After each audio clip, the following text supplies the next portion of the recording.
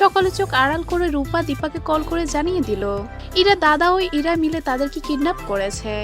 হ্যাঁ বন্ধুরা, আমরা এমনটাই দেখতে চলেছি অনুরাগ ছো ধারাবাহিকের আগামী পর্বের আপডেটগুলোতে। বিস্তারিত জানতে ভিডিওতে একটি লাইক দিন আর টেনে শেষ পর্যন্ত দেখতে থাকুন। দীপার চোখ আড়াল করে দারোয়ান সেজে সোনারূপাকে স্কুল থেকে বের করে নিল অর্ণব। আর সোনারূপা বাইরে গিয়ে বুঝতে পারলো তাদের মা এখানে নেই। এরপর সোনারূপা গাড়ির সামনে গেলে সোনারূপাকে গাড়িতে তুলে নেয় অর্ণব ও রেখা। আর সোনারূপার মুখে রুমাল দিয়ে অজ্ঞান করে ফেলে। অন্যদিকে দীপা সোনারূপার সাথে দেখা করতে ক্লাসরুমে যায়, কিন্তু সেইখানে সোনারূপাকে দেখতে পায় না দীপা। আর দীপা যখন শুনতে পেল সোনারূপাকে দারোয়ান এসে নিয়ে গেছে, যা শুনে চমকে যায় দীপা। আর দীপা দৌড়ে বাহিরে চলে যায়।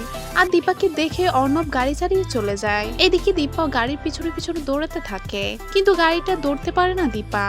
অন্যদিকে অর্ণব সোনারূপাকে চম্পাদের বাড়িতে নিয়ে যায়। আর চম্পা আসলে অর্ণব চম্পাকে বলে, এই দুই বাচ্চাকে তোমার হাতে তুলে দিলাম, এরা যেন আর কখনো ওদের মায়ের কাছে যেতে না পারে। অপরদিকে দীপা থানায় চলে যায় আর বলে, আপনারা আমার দুই মেয়েকে এনে দিন।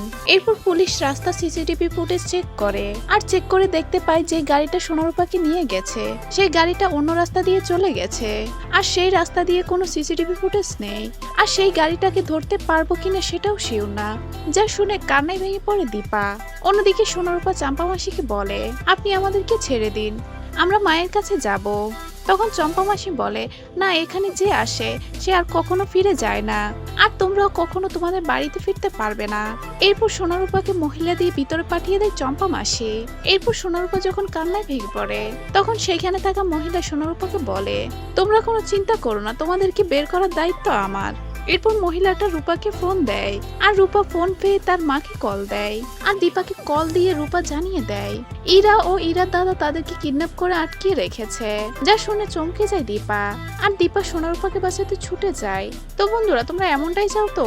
এইভাবে যেন রূপা দীপাকে কল দিয়ে ইরা ও অর্ণবের মুখোশটার কথা জানিয়ে দেয়। এমনটা চাইলে কমেন্ট করে জানিয়ে দাও। আর পরবর্তী আপডেট পেতে আমাদের চ্যানেলটি সাবস্ক্রাইব করে পাশে থাকো। ধন্যবাদ।